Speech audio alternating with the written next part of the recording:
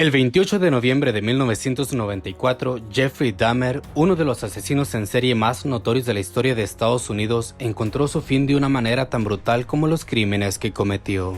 Pues aquel día, mientras cumplía una condena de 16 cadenas perpetuas consecutivas en la institución correccional de Columbia en Wisconsin, Dahmer fue atacado por su compañero de prisión Christopher Scarver, quien le propinó golpes mortales con una barra de gimnasio de aproximadamente 50 centímetros de largo y que pesaba unos 2.5 kilos.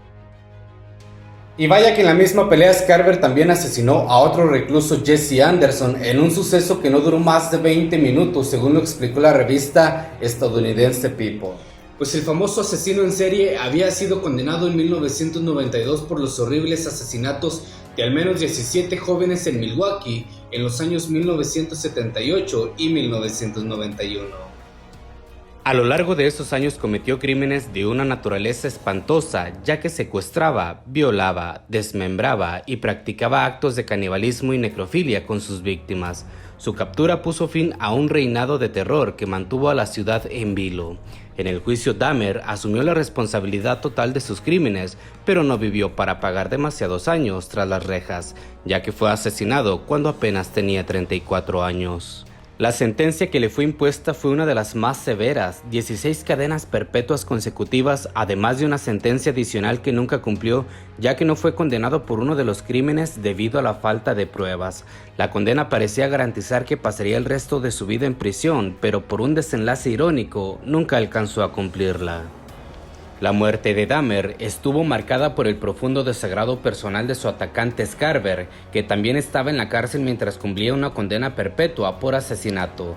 Scarver explicó años después que su motivación para matarlo fue mucho más allá de una simple confrontación.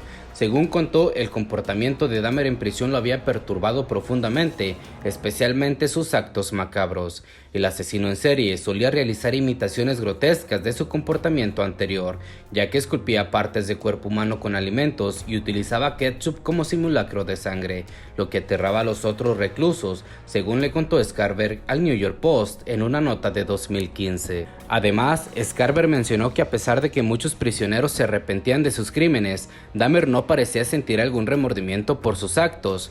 Para él no hubo ninguna señal de arrepentimiento ni de reflexión genuina sobre las atrocidades que cometió. En la mañana del 28 de noviembre de 1994, los tres hombres fueron asignados a limpiar el baño del gimnasio de la prisión, y en una tarea rutinaria que por razones inexplicables se llevó a cabo sin la habitual supervisión. Scarver limpiaba con su balde y cepillo cuando de repente sintió un empujón por su espalda. Al darse vuelta, estaban Dahmer y Anderson, que comenzaron a reírse de manera extraña, sin decir qué había sido, según contó a New York Post. Y es que Scarver pues ya sintió un profundo desprecio por el asesino en serie. Lo confrontó en los vestuarios tras terminar el trabajo de limpieza y le preguntó si él había cometido los horribles actos que habían sido descritos en un recorte de periódico que llevaba consigo.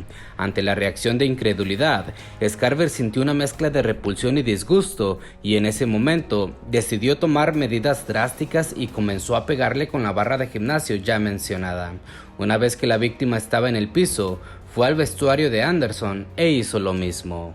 Pues cuando los guardias del lugar lo encontraron, estaba tirado en el piso con varias lesiones en su cabeza, decidiendo llevarlo al hospital lo más rápido posible, pero su destino ya estaba determinado.